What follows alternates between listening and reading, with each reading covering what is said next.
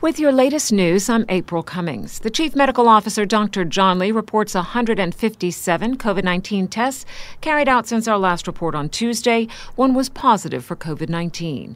The individual is a traveler who tested positive following routine screening and will remain in isolation until considered recovered. The number of people in isolation, either at a government facility or in their homes as required by the Medical Officer of Health, is 659. The total number of COVID-19 vaccines administered to date is now at 24,715, and so far, 16,022 have received at least one dose of the Pfizer-BioNTech vaccine, while 8,693 have completed the two-dose course. The Royal Cayman Islands Police Service can now confirm the identity of the deceased man who fell from the second-story balcony of a storage facility on February 24th. He is Nicholas John Keane, a 63-year-old retired police officer from the West Midland area of the UK. Mr. Keane was visiting the Cayman Islands on a long-term stay since December 2020. The police offer condolences to the family and friends of the deceased. The investigation is still underway, along with the Department of Labor, Health and Safety. No arrests have been made in relation to the incident. This morning, a variety of cabinet ministers and other officials took a road infrastructure tour led by the minister responsible for infrastructure, the Honourable Joseph Hew. CIG-TV's Donna Bush has more. The tour took the group along with National Roads Authority officials to the road sites of various works across Grand Cayman. Minister Hew tells us more. We are out with the National Roads Authority, touring some of the major projects that are underway and upcoming. So the first stop was the East-West Arterial, which we're so happy to see under construction. Then we will continue down to look at the road widening in the Prospect area up to the Hurlers roundabout, where we'll be going to 3 lanes in either direction. And then we will head into town to the Airport Connector Road and some of the plans that we have there. So we'll be showcasing along the way other plans for the Kings roundabout and the relief of the traffic in and out of the Red Bay and Grand Harbour area. So a lot of exciting things happening, and we're just doing a tour this morning showing members of the government the progress that we're making and having a look at the future plans and the works that are scheduled for the next few months. Minister Hew explains more about the East-West Arterial Extension project, where continued works have started. So finally, after a few years of planning and working with the National Conservation Council, we've begun the construction of the extension of the East-West Arterial roads or highway.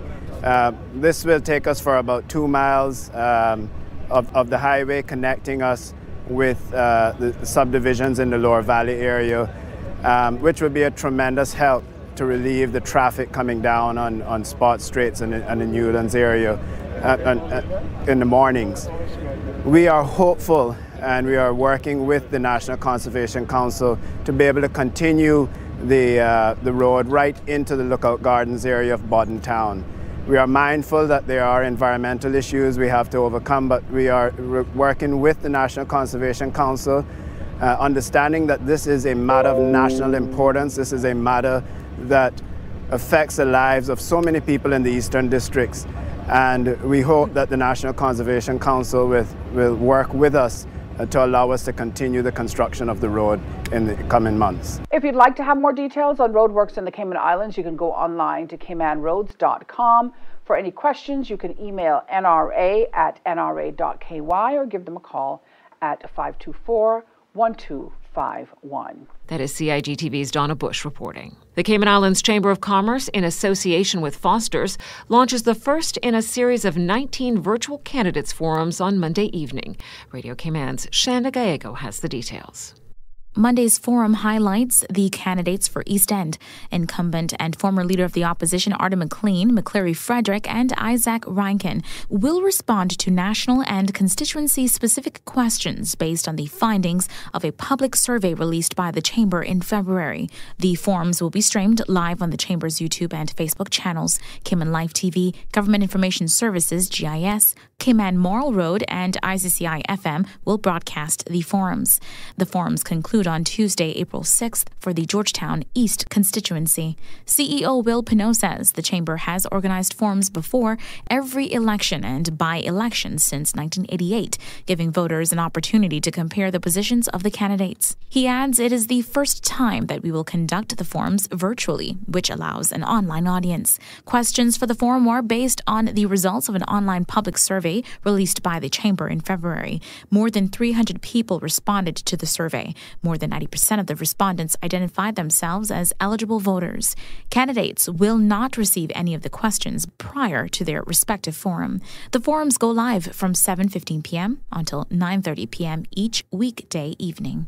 Shanda Gallego, Radio Cayman News. The full schedule can be viewed on the Chamber of Commerce website at caymanchamber.ky. More than 25 schools with hundreds of students from across the islands are showcasing their talents in music, dance, and the spoken word this week. It's part of the annual National Children's Festival of the Arts. Radio Cayman's Carsley Fuller is at the Hartwell Theatre with more. Oh, that sounds so much better. Allow me to welcome you this morning to our 39th annual National Children's Festival of the Arts. Today was all about poetry, with group performers by 7 schools and a host of individual speech soloists. A lady came to a bear by the stream. Oh, why are you fishing that way? Tell me, dear bear, there by the stream, why are you fishing that way? My cat plumbed up when feeling rough, was terribly fond of taking snuff, and his favorite spot for a sniff and a sneeze was a nest at the very top of the trees. Look by your head, calling Nancy, Nancy. The boys, they're just scratchy, scratchy. The hind, they're just lucky, lucky. I have come out to school, but you want to see me. You were cheering. You were cheering. So far, the event has been a real treat for attendees and students alike. I caught up with event organizer, acting senior customer service manager with the Department of Education Services, Gloria Bell. On Monday, we focused on the choirs, the vocals, and the solos. And we operated at 3 different venues. It was wonderful. How are the kids finding the experience so far? They're enjoying it. They're enjoying it. And I mean, the performances were excellent. We had quite a few gold medals, gold awards. So that's cool. It has been good. Yesterday, now Tuesday, we worked on the instrumental solos.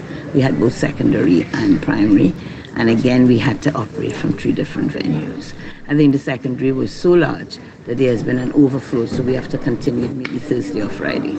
Is this a bigger year than usual? Are you finding more kids involved? I believe it is a bigger year this year, because when we looked at it, I told you, 27 schools we had before. We started with about 10, 12 schools, and it grew gradually. But we had more schools coming on board, and we even have homeschoolers who are participating. It may seem like a silly question, but why is it a good thing? Well, I mean, it's the performing arts. It helps to develop our children. It's a culmination of even the syllabus that we use, the performing arts syllabus that we use, the music, singing, the drama, as well as it helps to develop kids' confidence. Out of this, students have an opportunity to pursue their passion. Performances continue throughout the week. Reporting for Radio Cayman News from NCFA at the Hartwell Theatre, I'm Carsley Fuller. Today marks World Wildlife Day, and the Department of Environment has its focus on celebrating mangrove forests that support one of the largest breeding colonies of red-footed boobies in the Caribbean. According to the DOE, these are the only booby bird species to nest in trees during their nesting season, which is from January to August. The mangrove forest in the Booby Pond Reserve, Little Cayman, is the only place these birds nest in the Cayman Islands. That is your latest local news from Radio Cayman's newsroom. I'm April Cummings.